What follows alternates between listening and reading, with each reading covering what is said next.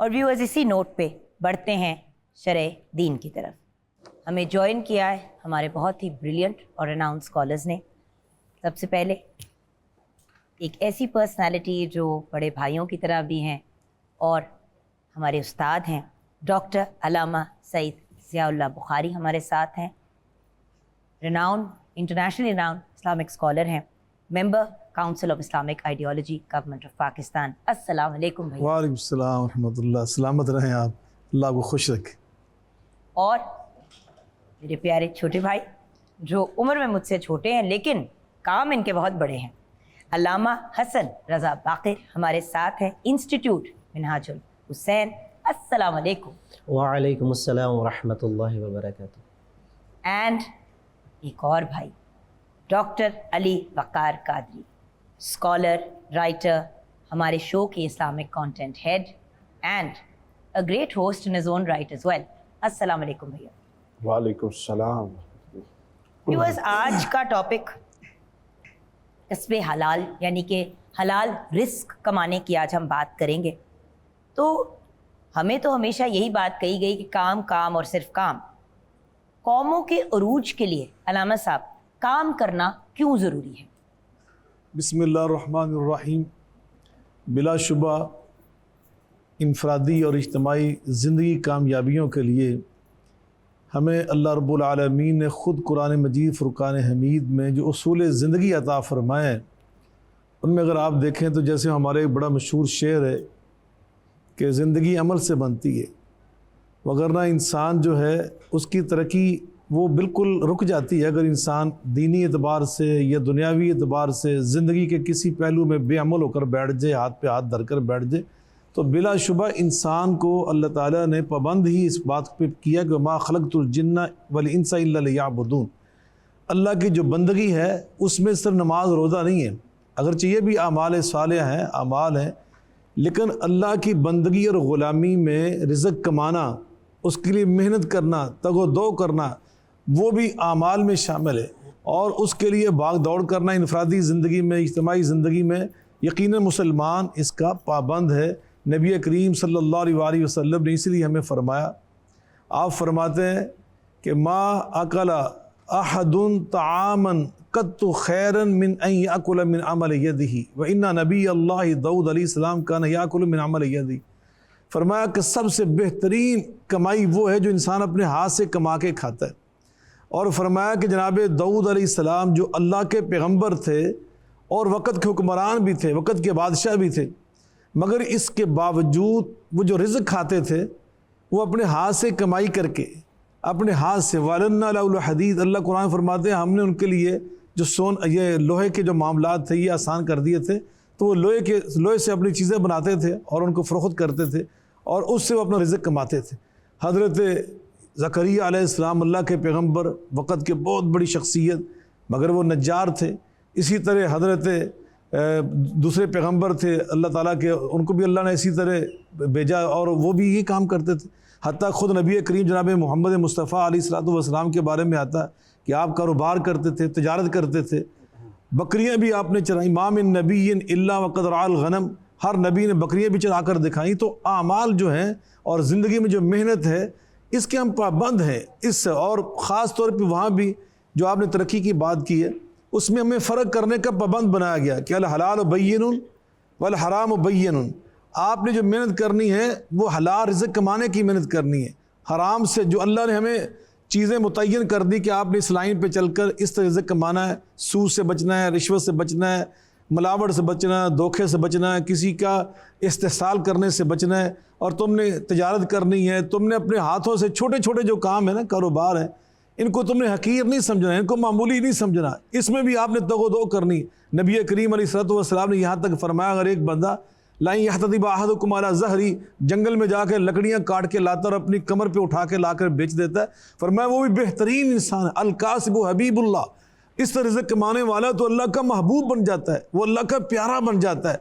इसी अल्लामा इकबाल रहमतुल्लाह अलैह ने फरमाया ना, ए तायर लाहूती, लाहूत उस मनसब को कहते हैं, उस बुलंदी को कहते हैं कि जब इंसान फना फिल्ला हो जाता है, यानी अल्लाह की ग़ुलामी में डूब जाता है। जो अल्लाह ने फरमाया बस वो करना है, रिज़्क़ कमाइए, मगर वो कैसे कहते हैं, तायर लाहूती, उस रिज़्क़ से मौत अच्छी जिस रिज़्क़ से आती है परवाज़ में कोताही। तो यकीनन इनफरादी और इज्तिमाई ज़िंदगी कामयाबियों के लिए ज़रूरी है कि आप मेहनत करें, कोशिश करें, रिज़्क़ हलाल कमाएं। व्यूअर्स, ब्रेक की तरफ बढ़ेंगे और ब्रेक के बाद जब वापस आएंगे तो अलामा साहब आपके पास बढ़ूंगी मैं, क्योंकि बहुत से लोग बहुत से काम नहीं करते ये कह के कि ये मेरे लेवल, ये मेरे स्टेटस से कम है। आपने बड़ी खूबसूरती से एक्सप्लेन किया अलामा साहब कि जब हमारे नबियों को और सहाबाए कराम को किसी को इशू नहीं था तो हमें क्या प्रॉब्लम है। लेकिन इस पे बात करनी ज़रूरी है, क्योंकि लोग जो घर को साफ करते हैं, लोग उनको कहते हैं तो जमादार है, तो गंदा काम करते हैं। और अक्सर जो लोग घर में ये वाला काम कर रहे होते हैं, सफाई का, झाड़ू पोछे का, उनकी प्लेटें भी अलहदा कर दी जाती हैं। प्यारे भाई अलामा हसन रज़ा बाक़िर की तरफ। हसन भाई, मुझे एक बात बताएं, हमारे सोसाइटी में, हमारे माशरे में मसला क्या है? पहले ही डिसाइड कर लिए ये वाला बुरा काम है और ये वाला अच्छा काम है।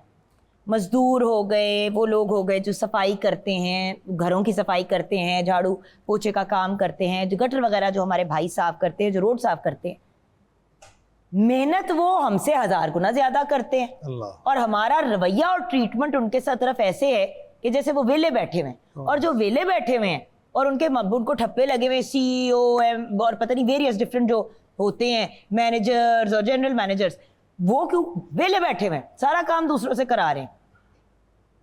उनकी हम बड़ी रिस्पेक्ट और इज्जत करते हैं। मेहनती बंदे की तो कोई इज्जत ही नहीं है इस दुनिया में। जी बिस्मिल्लाहिर्रहमानिर्रहीम। देखिए, आपने जिस चीज़ की तरफ इशारा किया है ये हमारे मुआशरती रवैये हैं।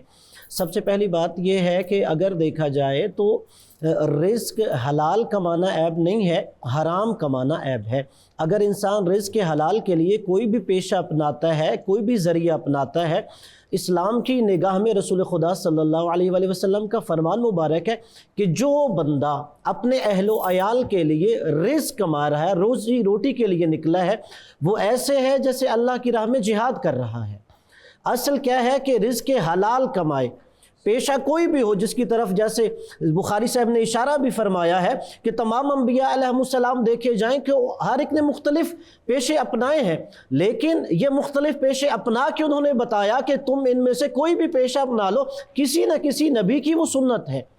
और फिर असल में जो अल्लाह की निगाह में नापसंदीदा अमल है, जैसे आपने कहा ये काम कर लेना, हम कह दें ये छोटा काम है या फलां बड़ा काम है, काम कर लेना अल्लाह की राह में ऐब नहीं है। हदीस मुबारक है कि 2 लोग अल्लाह को नापसंद होते हैं, एक वो बंदा जो बहुत ज़्यादा सोता है और दूसरा वो बंदा जो हमेशा फारिग रहता है। यानी दर हकीकत ये लोगों को मोटिवेट किया गया है कि अपनी अमली ज़िंदगी, अपने इक्तिसाद को मजबूत करने के लिए मैदान अमल में रहो। ये नहीं कि मैं लाग़िर और सुस्त बन के सारा दिन सोता रहूं और फिर अगर मेरे पास फरागत की औकात है, मैं रिज़्क़ कमाने के लिए घर से बाहर नहीं निकल रहा। नहीं, ये अल्लाह को नापसंदीदा अमल है। और इसी तरह कुछ लोगों की दुआएं कबूल नहीं होती। उनमें से एक वो बंदा है हदीस में कि जो दर हकीकत रिज़्क़ के लिए निकलता नहीं, सिर्फ घर बैठ के दुआएं कर रहा होता है कि अल्लाह मुझे रिज़्क़ अता कर रहा हो। तो अब इसलिए जो आपने इशारा किया है कि हम अगर बाज़ पेशों को हकारत की नज़र से देख रहे हैं तो ये हमारे मुआशरती रवैये हैं। हमें अपने मुआशरती रवैयों को तब्दील करना चाहिए कि कोई काम कर लेना ऐब नहीं है, बल्कि हराम कमा लेना ऐब है। अगर घर का माहौल ऐसा हो कि किसी बंदे की तनख्वाह 50,000 रुपया है और वो घर में लाखों ला रहा है, तो ऐब यह है कि उससे ये सवाल किया जाए कि आप ये नाजायज़ तरीके से कहाँ ला रहे हो। लेकिन एक वो इंसान है कि जो हमारे घर में रह के मजदूरी कर रहा है और हलाल रिज़्क़ कमा रहा है, ये ऐब नहीं होता। और बाय द वे, स्पेशली मुझे याद है एक दिन मैं कहीं बैठी हुई थी तो एक खातून ने अपने बच्चे को कहा, बिल्कुल तुम्हारी जमादारों वाली आदत है। मेरा तो कलेजा ही फट गया। इसके पीछे 2 रीजंस थे। एक कि जो बंदा ये काम करता है वो आपके घर को गलाजत से पाक कर रहा है, आपको उसके हाथ चूमने चाहिए, उसकी इज्जत करनी चाहिए, उसको रिगार्ड देनी चाहिए, या फिर उसको उसके काम को आपने गाली बना दिया। दूसरी बात, मैंने खुद, जमादार का ये वर्ड यूज हो रहा है, तो मैंने खुद जमादार का काम किया यूनिवर्सिटी में। जब मैं कनाडा में थी, मैंने अपना पहला साल यूनिवर्सिटी का कुछ मसले मसाइल पढ़े, मेरी अम्मी नहीं दे पाई फीस। मेरे पास 2 ऑप्शन थे, यूनिवर्सिटी छोड़ के आ जाऊं یا یونیورسٹی کے کیمپس پہ جو بھی نوکری ملتی ہے قانونی طور پہ میں وہ کر لوں. اب آبویسلی یہ وہ جاب تھی جو نہ باہر کے ملک میں کوئی شوق سے کرتا ہے نہ پاکستان میں کوئی شوق سے کرتا ہے. کینیڈا میں نے پوچھے لگائے ہیں, میں نے باتھ روم صاف کیے ہیں, میں نے کوڑا اٹھایا اور پورا سال اٹھایا, اور میں فخر کرتی ہوں اس بات پہ کہ میں نے یہ کام کیا. اللہ اب دیکھیے آپ کیونکہ میں نے اپنے ہاتھوں سے کما کے اپنی فیسیں بھری ہیں. تو اب جب لوگ کتنے آپ کے ہاتھ بڑے اچھے ہیں, یہ ہاتھ جو ہے نا یہ انہوں نے بڑی محنت کی ہے. میں نے یونیورسٹی میں لائبریری میں سیکیورٹی گارڈ کی جاب کی.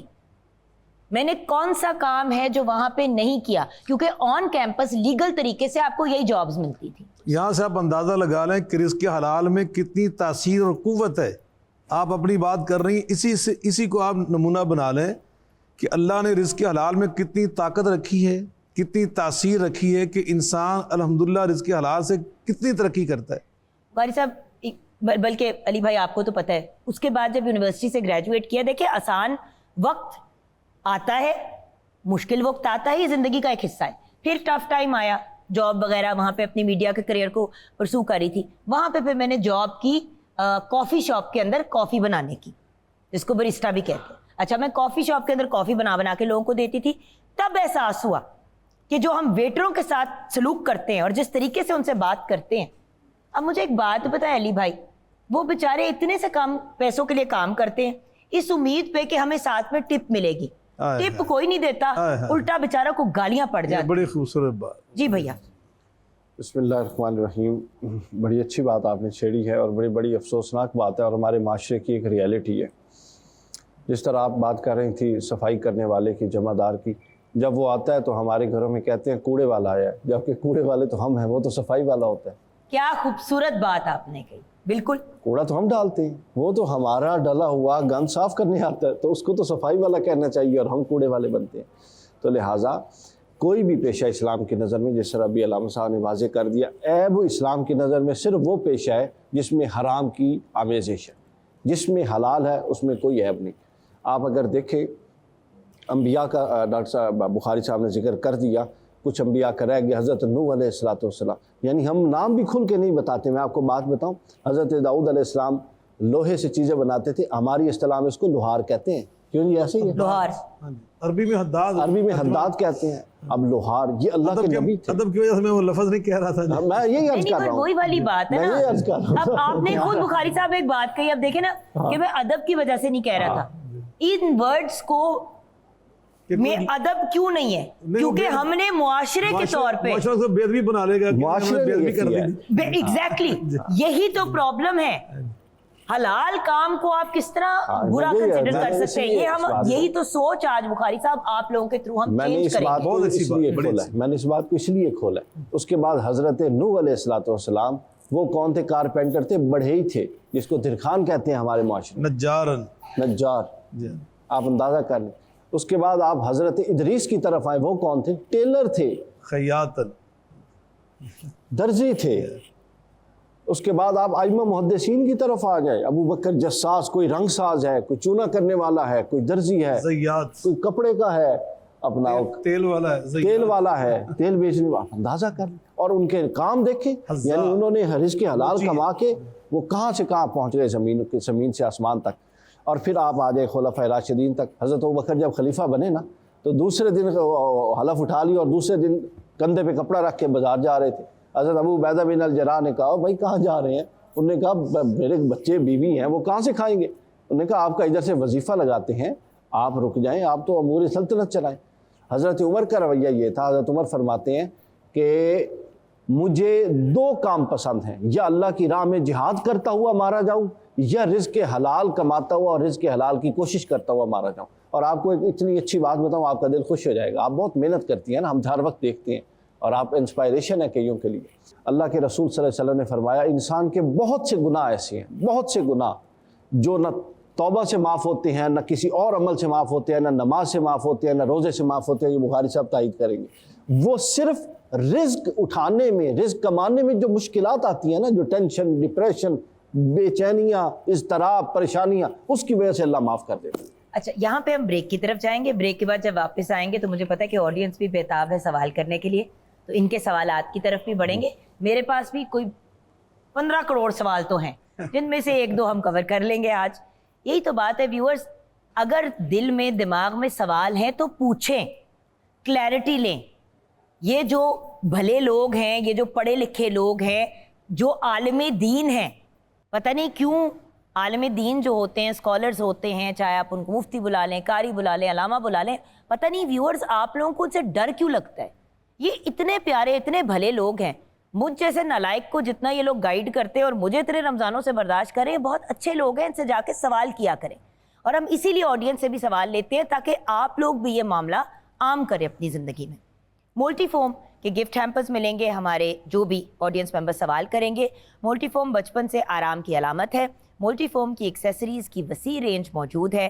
مولٹی فوم کے پرانے میٹرس کو اگر آپ ریپلیس کروانا چاہیں تو اس کے لیے بھی ایک بہترین آفر موجود ہے, اور یہ آفر حیرت انگیز رعایتی قیمت میں موجود ہے. سو مولٹی فوم کی ڈفرینٹ ورائٹیز بھی ہیں, آپ اپنے مطابق اس کو آپٹ کر سکتے ہیں.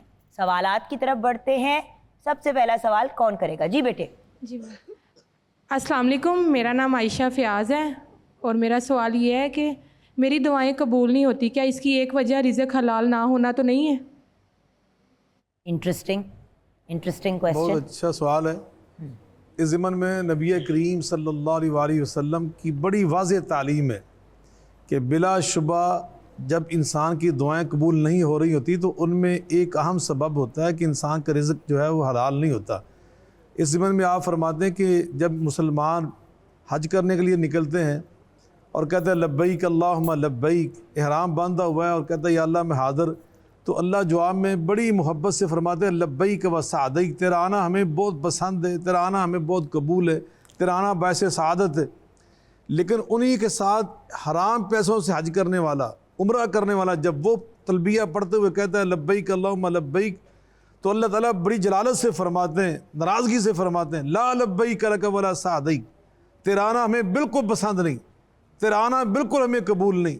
زادو کا حرام و ملبسو کا حرام و غذی بالحرام فانا یستجاب لک, تیرا تو زاد راہ حرام پیسوں کا, تیری تو احرام کی چادریں حرام رزق کی, تیری تو ساری غذا حرام کی, تو تیری تو بیت اللہ میں دعا قبول نہیں ہوگی.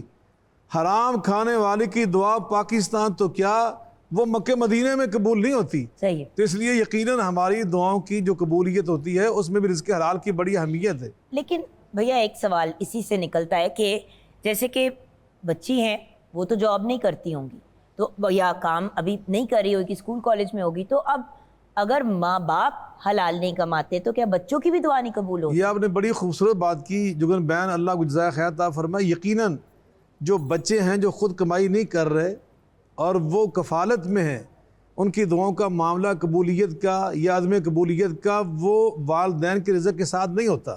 اچھا, یہ یقینی آپ نے بات کی. یقیناً ان کی جو دعا کر رہے ہیں نا, یاد رکھیے جب دعا انسان کرتا ہے تو اس کی 3 صورتیں بنتی ہیں. یہ نبی پاک فرماتے ہیں کہ اما ان یعجل اللہ لہ دعوتا, بعض اوقات بندہ ایسی دعا مانگتا ہے جو انسان کے حق میں بہتر ہوتی ہے, اللہ تعالیٰ وہ بہن ہی عطا کر دیتے, وہ جو اس سے مانگا وہی مل جاتا ہے. بعض اوقات و اما ان یصرف عنہ السوء بمثلھا, بعض اوقات ہوتا ہے کہ انسان ایسی دعا کر رہا ہوتا ہے کہ جو انسان کے حق میں بہتر نہیں ہے, اللہ پاک اسے بچا لیتا ہے اور اس کے عوض اس کی تقدیر کو تبدیل کر دیتا ہے. تیسرا و اما یدخلہ فی الآخرہ, یا قیامت کے لیے اللہ خزانہ بنا دیتا ہے. تو دعا کبھی رد نہیں ہوتی ایسے معصوم بچوں کی, اللہ ضرور قبول فرماتا ہے, لیکن قبولیت کی شکلیں مختلف ہوتی ہیں. بعض کو ہمیں سمجھ آتی ہیں, بعض کو ہمیں سمجھ نہیں آتی. اور کبھی کبھی ہم ایسی دعا مانگ لیتے ہیں جو ہمارے حق میں ٹھیک نہیں ہوتی نا, اس سے اللہ تو ہمارا رب آپ کو اس سے بہتر دے گا انشاءاللہ.